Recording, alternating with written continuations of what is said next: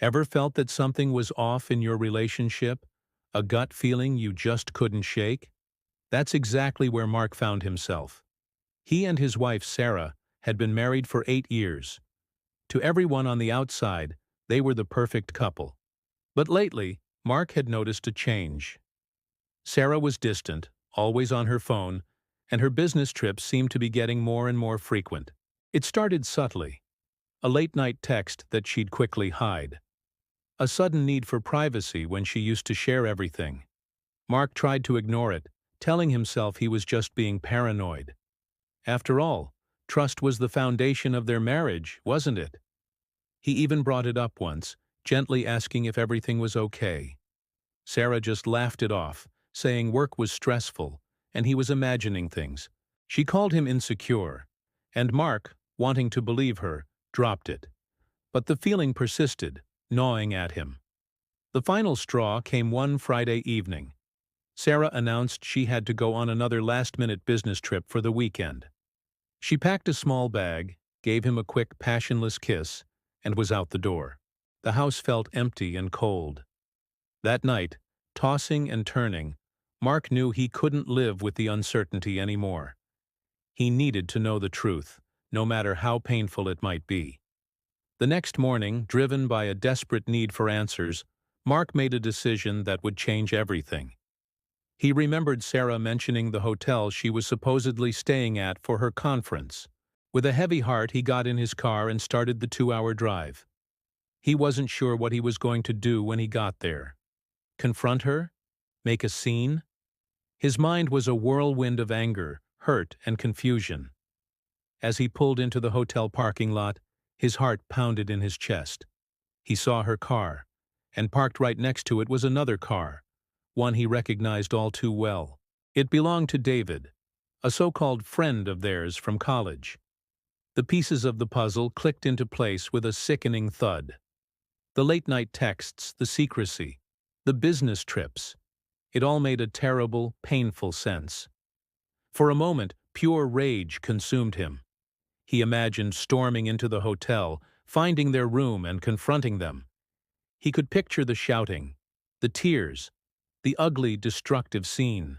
But then, as he sat there, gripping the steering wheel, another thought surfaced. What would that accomplish? It would only give them the satisfaction of a dramatic reaction. It would make him look like the jealous, out-of-control husband. No, he wouldn't give them that. Instead, a strange sense of calm washed over him. It wasn't forgiveness, not by a long shot. It was something else. Clarity.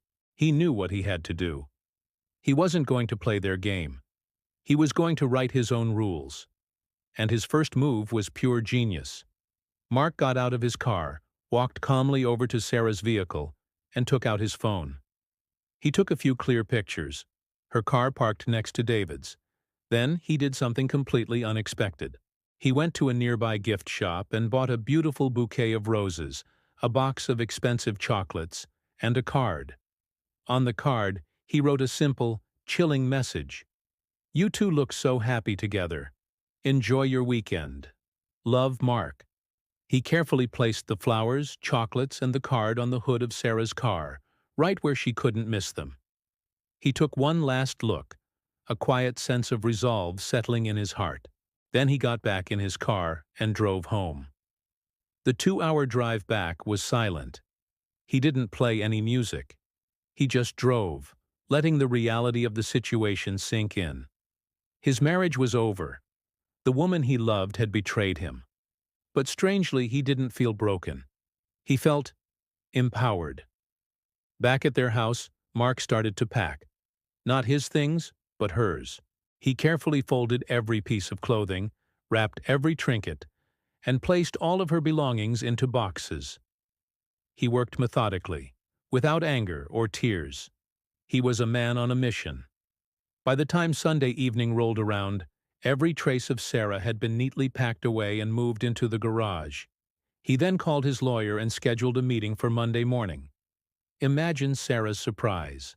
She and David, probably feeling smug and clever, would walk out of the hotel, ready to head back to their separate lives. And there, on her car, would be the beautiful gifts and that simple, devastating note. The panic, the confusion, the dawning horror. Mark had let her know that he knew, but he had done it with such elegance and control that it completely flipped the script. He had taken all the power back. She couldn't call him and scream. She couldn't accuse him of being crazy or jealous. He hadn't confronted them. He hadn't made a scene.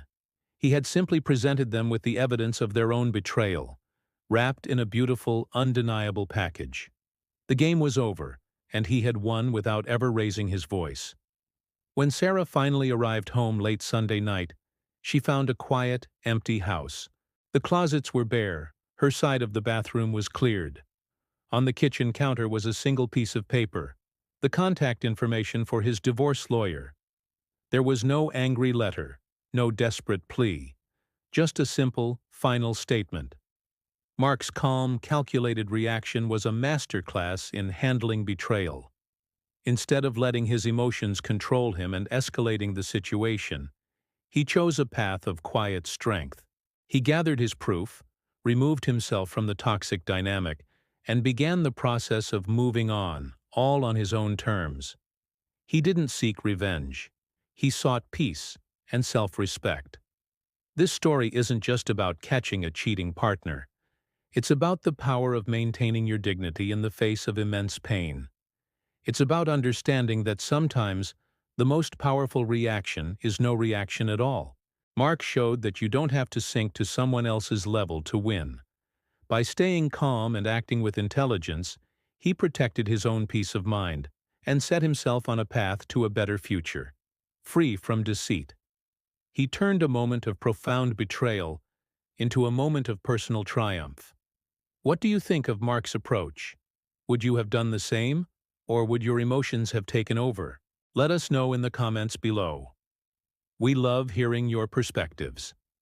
Thanks for watching, and if you enjoyed this story, don't forget to like, subscribe, and hit that notification bell so you don't miss our next video.